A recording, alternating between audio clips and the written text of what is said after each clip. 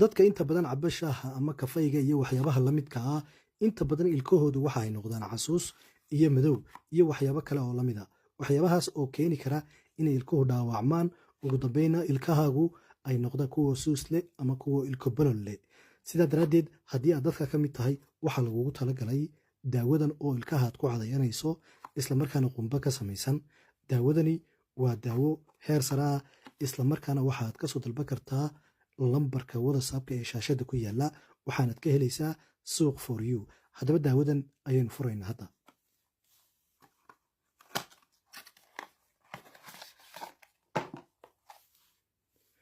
sidaa arkaysaan daawadani waa daawo dabiiciya islamarkaana aada u tayo saraysa halkan waxaa ku qoran natural teeth whitening yacni ilkaha ayay si dabiiciya